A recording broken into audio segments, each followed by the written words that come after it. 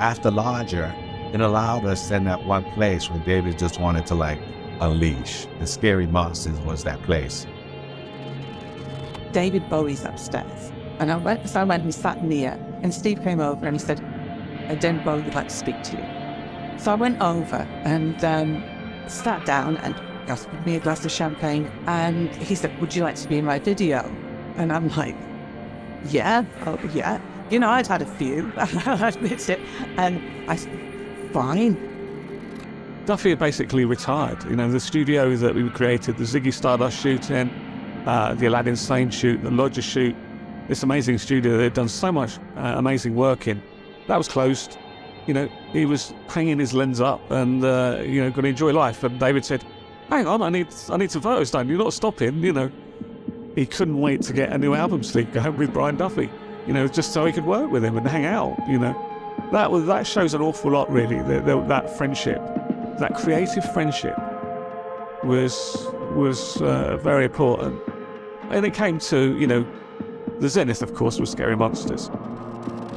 David and Duffy had always had this special communication and love of art.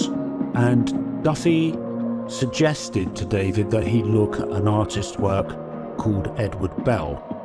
And Duffy's original concept was that Edward would take Duffy's photographs and colour them or manipulate them.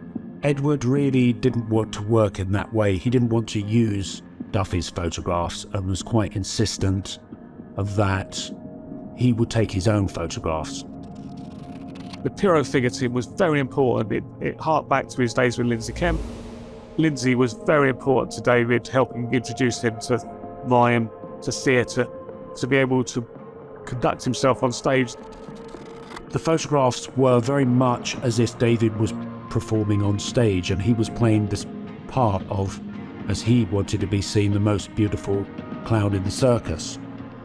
I think when you look at the body of work, it's quite interesting how this transition that David initially is this beautiful clown and ends up disheveled with his makeup all over the place. And really for David, this was the end of a period. He would never use a theatrical approach again after 1980 in his imagery.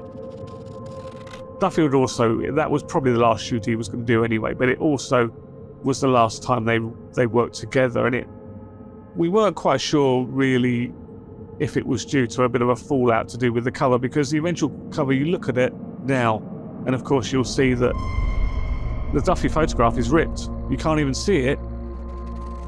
And this ultimately was the end of David and Duffy's journey. His photographic career had come to an end. He decided that he would burn his work in the garden, his negatives and his prints, to destroy it all.